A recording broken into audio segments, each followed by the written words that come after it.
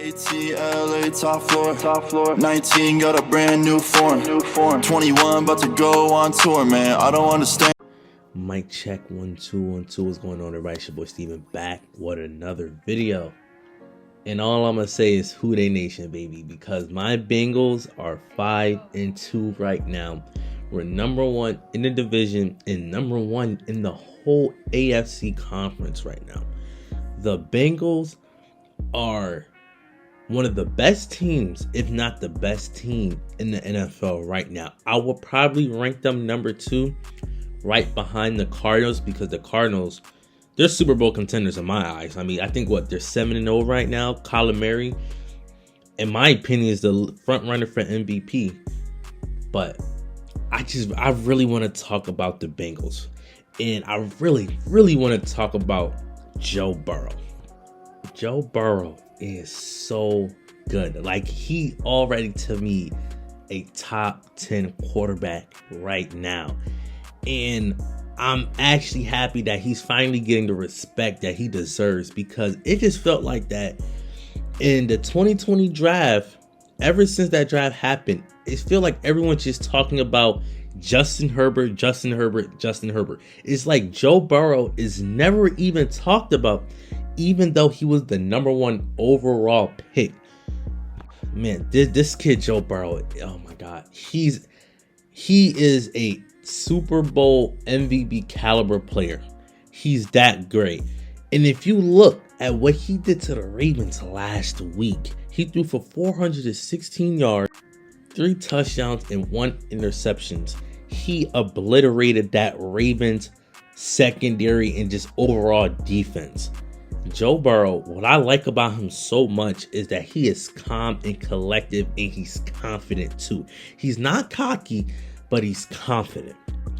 And the crazy thing about it is when I see people talk about, Joe Burrow and how they would like to compare him to, Justin Herbert, they always like to try to make it seem like Joe Burrow isn't an elite quarterback, or he's just, he's average at best. I remember I seen this clip on ESPN. If I can find that clip, I'm going to play it for you right now. I think it was Paul Heyman, whatever his name is. He used to be a former GM. Thank God he isn't. If you ever watch this man's take, this man said the Cincinnati Bengals were going to regret taking Justin Herbert because he thinks Justin Herbert is going to be a great quarterback, but Joe Burrow is only going to be a good quarterback. Matters what they look like. I think Joe Burrow is going to be a good NFL quarterback, but we're talking about the rigors of a 17-game season. And if we go back over the last 10 years, Ben Roethlisberger, Peyton Manning, Tom Brady, they are bigger, stronger guys. And when Justin Herbert is 4 inches and 30 pounds bigger, it does matter, Dan, because he has a better chance over the long term to play more games and to be more durable. And that's important. And to me, that's a big tiebreaker. First of all, I love Justin Herbert. I remember early on in the 2019 college football season, when I seen that, my Bengals are probably going to end up with the number 1 overall pick, I was on, let's take Justin Herbert. I thought he was that great.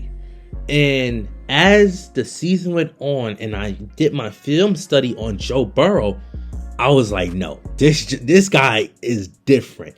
He's better than Justin Herbert. So like I said before, Justin Herbert and Joe Burrow will both be great quarterbacks. I'm talking top 5 to top 8 quarterbacks in the NFL for the future to come. Now we have to talk about Ja'Marr Chase. Ja'Marr Chase, I don't care what anyone says. The NFL should just automatically just give him Rookie of the Year. Because no one's catching up to what Ja'Marr Chase is doing right now for the Rookie of the Year award. Ja'Marr Chase is special. He is special. And I remember when it was all about, are you Team Penei, Team Chase? I was Team Penei Sewell. I'm going to admit it. And to this day, I've always felt like, we should have went Penei Sewell. Now, look, Penei Sewell, his rookie season, he has had great games. He has had, bad games. Now that he's a rookie. So cut him some slack. But Penei Sewell hasn't been that bad. And I'm kind of seeing a lot of Bengals fans that were Team Chase trying to, take shots at Penei like, oh, you see, we didn't really need Penei. Look at Chase and look at the offensive line. I still think Penei is going to be a top 5 tackle in the NFL for the next 15 years. And I think Jamar Chase is going to be a top 5 receiver for the next 15 to 20 years. This man, Jamar Chase, he is so explosive. And I think he was perfect for what the Bengals needed to really elevate their offense. I mean, when you have Joe Burrow, you have Joe Mixon, top 5 running back. You have T. Higgins, who showed that he can potentially be a number 1 receiver. You have Tyler Boyd, he's one of the best slot receivers, and you not added Jamar Chase, and you have CJ Uzomah. Don't forget Auden Tate. He made that offense so much better, and he just opened up the offense and just made the Bengals so much better. And Jamar Chase is going to be so good. And right now, he's on pace to break Randy Moss' rookie receiving record. So Jamar Chase is already making a huge impact. And when the media were bashing the Bengals, talking about, yo, you need to draft Penei. And another clip that I seen on Twitter was someone said the Bengals should be banned from the NFL if they don't take Penei Sewell. Bengals don't draft an offensive tackle. They should be disbanded and revoked from the NFL. Keyshawn was 1,000% right. Last year, this is remarkable, guys. Joe Burrow threw the ball 450 times in 10 games. Unacceptable. They cannot go out on the field this year unless they draft an offensive tackle, Penei Sewell, with the 5th pick. I don't care if it's the U.S. Olympic track team out there, Jamar Chase, Justin Jefferson. If they trade for him, I don't care. They got to keep this guy upright. So because someone doesn't take a player that everyone wants them to take, they should now just be banned from the NFL? Like, bro, who says that? Because there's a lot of teams that should have had selected a player that the whole media told them to select, and they end up not selecting that player. But since it's the Bengals, everyone is just automatically just saying, nope, that was the wrong pick. Just ban the NFL. Just ban the Bengals from the NFL. So because the Bengals didn't go Penei Sewell, we should just ban the Bengals. Like, what sense does that make? Now let's talk about this Bengals defense, which I thought was going to make an improvement, but not this big of an improvement. They're right now a top 10 defense currently. And if you look at the big additions that they brought to that Bengals defense, they brought Trey Henderson, who is playing so good right now. He definitely should make the Pro Bowl this year. They brought in the slot corner out of Pittsburgh, Mike Hilton, who's been great. Achiba Awuzie, who's been a shutdown corner. They brought in Trey Waynes, even though he's been hurt, but I still think he's going to do a lot for the defense. You have DJ Reader. You brought in BJ Hill. You brought in Larry Obajoji. Like, they spent over $220 million on this defense, and it's paying off for them currently right now. And then you can't even forget the best safety in the league, in Jesse Bates, who I don't know why the Bengals haven't extended, but they need to extend Jesse Bates and give him whatever he wants, because Jesse Bates is that great. Best safety in the league. You can't change my minds otherwise. He's better than Mika. He's better than Tyrann Mathieu, Budda Baker. He's better than all of them. And this Bengals team overall, if all they need to do right now is be consistent, if this Bengals team can just be consistent every game, this is a legit Super Bowl contender. And I have to give a lot of credit to Zach Taylor. Coming into this season, I felt like, Zach Taylor was on the hot seat. I thought if he would have even lost to the Jacksonville Jaguars, he was potentially going to get fired. But right now, if the Bengals make the playoffs, Zach Taylor's job is safe for the future. And look, the only reason why Zach Taylor is here right now, I believe, is because Joe Burrow wanted him here. And Mike Brown's like, okay, you know what, Joe Burrow? You want Zach Taylor? I'm going to keep him. just because you say you like him and you want him to stay in Cincinnati.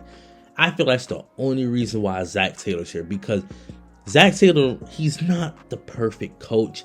I don't really think he's a head coach. Is he an offensive coordinator on the team? Probably, but I don't think he's a head coach.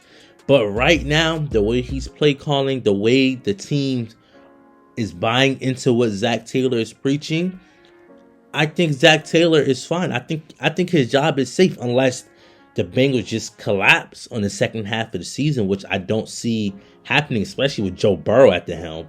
So I have to give Zac Taylor a lot of credit for the way he improved. Like, Zac Taylor improved each year. Like, his first year, he went 2-14. Okay, that's his first year. Second year, he went 5-11-1. Okay, you won a couple more games. Right now, the Bengals already won 5 games. And we only in week 8. And last year, they only won 5 games all year. So he already doubled the amount of wins that he had last year already this year. And it's only week 8. So Zac Taylor deserves a lot of credit and props. Shout out to Lou, the defensive coordinator. Right now, Lou is definitely getting some head coaching gigs right now. I definitely see some teams looking at him to be their next head coach. His defense improved every year, and his defense is ranked top 10. So I definitely want to give the coaching staff huge props for the way they progress each year. But I love what the Bengals are doing right now. The way their schedule is right now, they have a pretty tough schedule, but I do think they can manage to go 11-6 this year, and I think they're going to win the division unless the Bengals be the Bengals and they just collapse. And this year, if the Bengals can make the playoffs, I hope that Joe Burrow can give us that playoff win, because the Bengals haven't won a playoff game since 1991. That's almost 30 years since the Cincinnati Bengals have won a playoff game. We have made it to the playoffs, but never got that playoff game. And it's been years where we had the playoff games wrapped and over. And if you're a Bengals fan, you know what happened in this 2015 wild card Steelers game. I'm not going to speak on that, but we all know what happened. And ever since then, we have yet to recover. So if Burrow can get us one playoff win this season, I will call this season a success. Even if we do make the playoffs, that's a success. But I think if we win a playoff game, and let's say we lose in the next round, I won't be mad at that, because we finally got that playoff win over with. And I think Joe Burrow is going to be that guy. And I hope Joe Burrow is. But that's all I have for you guys today. If you enjoyed the video, make sure you hit that like button. Make sure you subscribe. Don't forget to turn those post notifications on. And I'm out. Peace. Don't fuck around, cause we been drilling like Afghanistan. You play with us, we got them sticks like we play in a band. We doing hits, I tell my boys jump out the minivan. Just hold your pop because I'm coming with my stick in hand. Too many nights, yeah, I was hungry, no, this wasn't planned. I told my mama, yeah, I got this, I'ma take the chance.